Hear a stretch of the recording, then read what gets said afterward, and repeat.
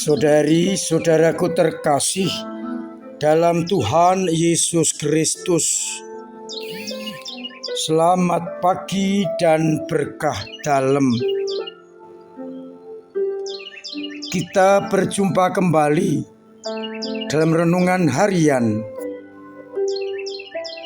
Rabu 20 Desember 2023. Semakin mendekat perayaan kelahiran Tuhan kita Yesus Kristus, hari ini kita dihadapkan pada kepenuhan nubuat Yesaya. Seorang perempuan muda akan mengandung dan melahirkan seorang anak laki-laki yang diberi nama Immanuel. Dalam bacaan yang pertama, Yesaya menceritakan Allah memberikan tanda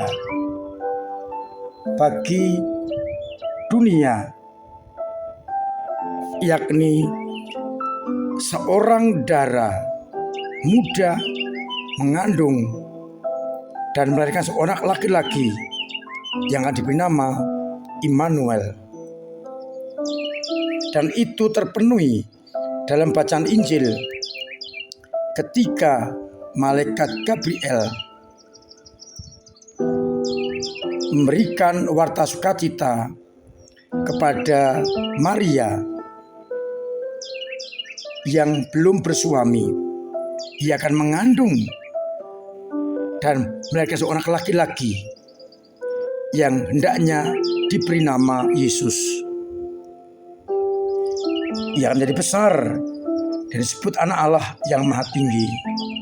Dan Tuhan Allah akan mengaruniakan kepadanya tahta Daud, bapa leluhurnya. Kedua bacaan saling berhubungan. Yang pertama menubuatkan akan adanya seorang dara yang akan mengandung, dan pada bacaan Injil, Maria sebagai kepenuhan atas ramalan nubuat Nabi Yesaya. Saudari-saudaraku terkasih dalam Kristus, kita pusatkan pada bacaan Injil, yakni kabar gembira kepada manusia lewat Maria bahwa penyelamat akan segera tiba. Kita perhatikan dialog malaikat dan Maria yang akhirnya nanti membuat Maria siap sedia. Digambarkan siapa Maria. Ia seorang dara muda, belum bersuami, dan ia amat berkenan kepada Allah. Engkau beroleh kasih karunia di hadapan Allah. Tentu orang yang mempunyai kasih karunia Allah, hidupnya berkenan kepada Allah. Menarik bahwa tugas yang diberikan Allah kepada Maria mendapat tanggapan yang berbeda.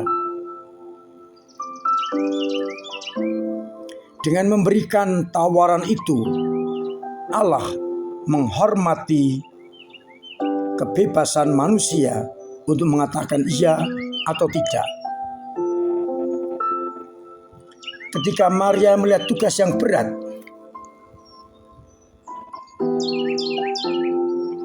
bahwa ia akan melahirkan seorang anak laki-laki yang begitu hebat, yang akan memegang tampuk pemerintahan bapa leluhurnya. Maria tanda kutip menolak karena tidak tahu apa yang terjadi. Bagaimana mungkin itu terjadi karena aku belum bersuami? Pikiran yang amat logis, sederhana, dan masuk akal. Maria tidak siap. Ketika Maria hanya berpikir soal pola pikir manusia yang mengatakan bagaimana itu bisa terjadi karena aku belum bersuami, maka malaikat memberikan garansi, Roh Kudus akan turun atasmu dan kuasa Allah yang Maha Tinggi akan menaungi engkau.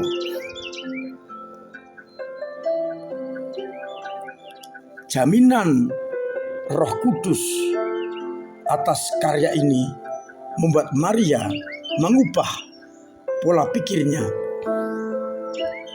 Ia yakin tiada yang mustahil bagi Allah. Maka ia kemudian memberikan tanggapan yang kedua. Sesungguhnya aku ini adalah hamba Tuhan. Terjadilah padaku menurut perkataanmu. Kita melihat bagaimana Maria setelah mendapatkan jaminan bahwa karya Allah akan ada padanya dengan bantuan Roh Kudus.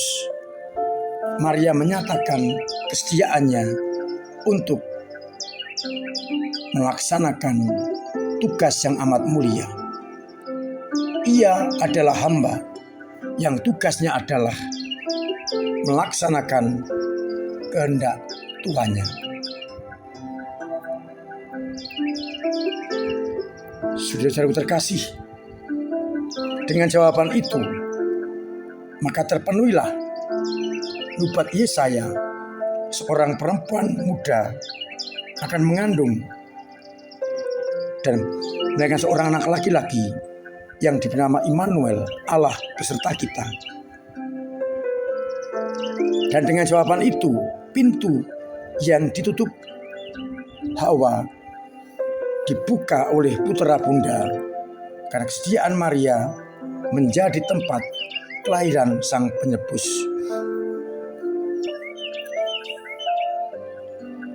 Saudara-saudaraku terkasih, nampak jelas perbedaan sikap Maria ketika ia hanya memakai pola pikirnya. Ia mempertanyakan tugas itu karena bagi pola pikir manusia itu mustahil. Tetapi dengan jaminan Roh Kudus, maka semuanya bisa terjadi. Tiada yang mustahil bagi Allah. Maka Maria mulai saat itu mengiyakan tawaran Allah dengan segala konsekuensinya. Kita bersyukur atas jawaban Maria iya, sehingga surga dan dunia terdamaikan kembali. Maria mencoba untuk mengerti kehendak Allah dengan jaminan Roh Kudus. Dan itulah yang penting bagi kita, karena akhirnya Allah dan manusia boleh kembali bersahabat. Pertanyaan untuk kita renungkan, apakah kita juga mampu seperti Bunda Maria menyingkirkan segala ego kita, kedagingan kita, nafsu kita untuk mengiyakan kehendak Allah dengan cara mendengarkan suara Roh Kudus Allah. Dengan demikian pula boleh dinantikan bahwa keselamatan akan segera tiba. Marilah kita berkaca pada Bunda Maria dan meladannya agar kita senantiasa mengandalkan Allah lewat Roh Kudus yang akan menjaga kita menuju kepada kehidupan yang kekal. Tuhan memberkati kita sekalian. Amin. Marilah kita berdoa. Bapa yang penuh kasih, kami bersyukur atas kesetiaan Bunda Maria untuk menjawab panggilan-Mu. Tawaran yang Kau berikan demi keselamatan semua orang. Biarlah semangat Bunda Maria di semangat kami untuk mengatakan, aku ini hamba Tuhan, jadilah padaku menurut perkataan-Mu. Tentu dengan juga setia seperti Bunda Maria menanggung konsekuensinya yang nampak dalam Bunda Maria ketika memaku jenazah putranya. Ia kembali menegaskan fiat-Nya, aku ini hamba Tuhan, jadilah padaku menurut perkataan-Mu. Semoga dalam situasi apapun kami mampu untuk mengatakan yang sama. Biar kehendak Tuhan terjadi dan bukan kehendakku. Bantulah umat-Mu yang lemah imannya, kuatkan, dorong, semangati lagi agar imannya bertumbuh. Semoga mereka yang sakit Engkau sembuhkan, yang meninggal dunia Engkau terima dalam pangkuan-Mu, yang punya beban berat Engkau ringankan, yang punya persoalan Engkau urai, dan yang sedang ekonomi Engkau bantu bersamanya atau usahanya Engkau beri keberhasilan, agar mereka tetap mengandalkan Engkau di atas segala-galanya. Untuk itu, bantu kami dengan berkat-Mu sendiri, Bapa dan Putra dan Roh Kudus. Amin. Saudara-saudaraku terkasih, mengingat COVID mulai merebak kembali, maka saya menganjurkan, memohon, bahkan setengah mewajibkan untuk kembali mematuhi protokol kesehatan. Kita jaga diri kita masing-masing dengan memakai masker, jauhi kerumunan, cuci tangan, dan pola hidup sehat, agar akhirnya kita tetap mendapat kesehatan. Dan dengan demikian, sesama kita pun juga sehat karena kita menjaga kesehatan.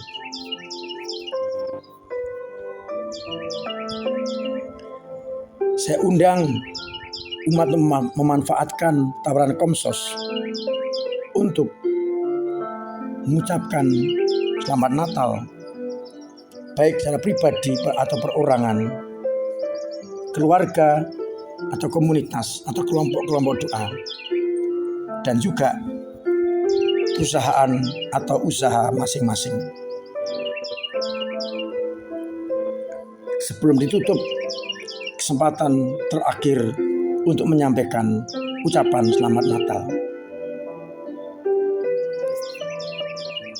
Kesempatan untuk melihat pameran foto masih sampai tanggal 2 Januari. Mari kita manfaatkan untuk melihat foto-foto lama gereja kita. Kita persiapkan dengan baik Natal kita. Dan saya menghimbau umat yang tinggal di sekitar gereja dan masih muda atau kaum muda dihimbau untuk datang pada misa kedua jam 8 malam. Ini beri kesempatan kepada mereka yang jauh dari gereja dan berusia lanjut untuk datang pada misa pertama jam 5:30. Semoga kita mampu untuk berbagi waktu demi kekhidmatan perayaan.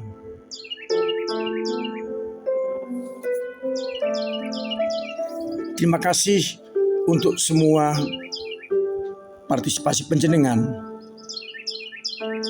dalam pelayanan gereja dengan doa-doa. dengan karya dan tenaga, dan dengan dana. Donasi-donasi baik bentuk uang maupun barang sungguh berguna bagi pelayanan gereja. Terima kasih untuk semua partisipasi panjenengan. Semoga dengan demikian gereja tetap mampu untuk berkarya bagi sesama. Akhirnya saya mengucapkan selamat pagi, selamat merenungkan, salam sehat, Tuhan memberkati.